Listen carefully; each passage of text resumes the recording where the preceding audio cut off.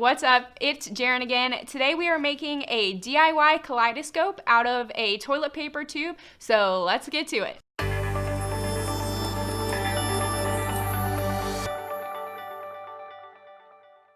These are the things that you will need. Before we get started, these are some of the items that you will need.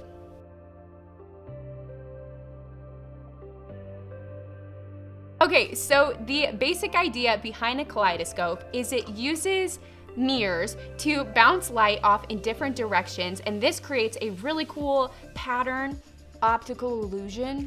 Is that wrong? To create a really cool pattern. Are you smarter than a fifth grade? No. The answer is no. All right, so we're gonna start off with our most important step, and this is to create our prism. This is what is actually gonna make our kaleidoscope work. So I've got some construction paper and some tin foil laid out, and I went ahead and folded that into threes. Before we got started today, I went ahead and traced the toilet paper tube on both the construction paper and the tin foil. So I went ahead and just traced with a marker around it, and then I left a little bit of a line an inch below the actual toilet paper started, and that's where I'm gonna actually cut along.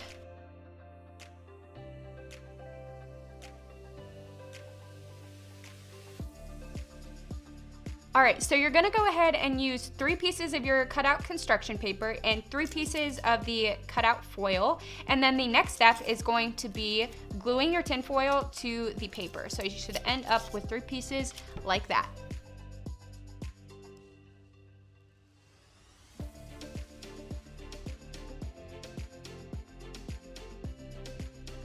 All right, so I went ahead and glued those pieces of tin foil. Now what I kind of did was just to check and make sure all of these would fit into my tube since I didn't measure it precisely. I trimmed down a few of them, but all in all, they look pretty good. So next we're going to create the triangular prism, and we're gonna tape these pieces together to create the triangle.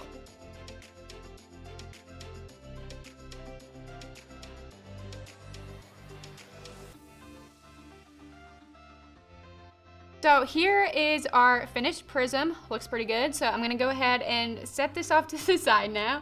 And next we're going to take our toilet paper tube and our spare plastic, and we're going to trace so that we have 2 circles that we can cut out.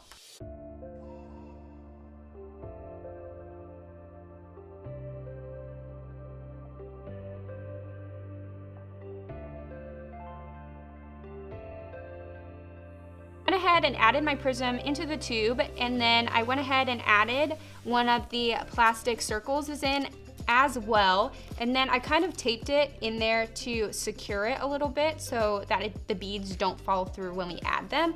For the next step, we're gonna go ahead and add some of our beads, whatever color you have or you want, to right onto that plastic wrap so it kind of holds it in there. So I'm gonna add some different colors.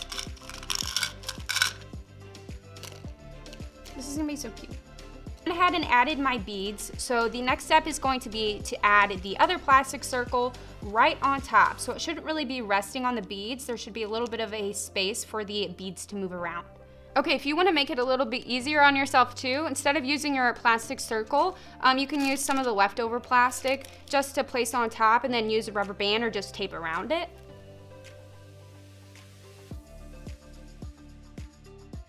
So I went ahead and cut out another circle using construction paper, and then I folded that in half and cut a little bit out of the center so that we have like a peephole. So I'm gonna add that to the opposite side of our kaleidoscope, and I'm gonna tape that in place.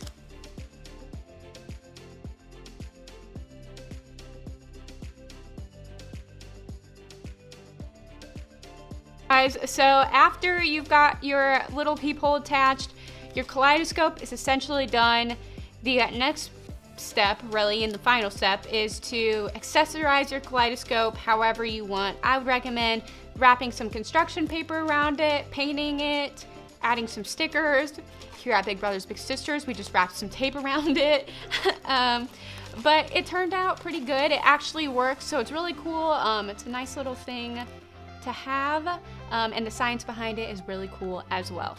So we hope you enjoyed this. If you guys make this at home, let us know in the comments below. But until then, we'll see you next Friday. Did I just get all that done at once? Woo! Another round of applause.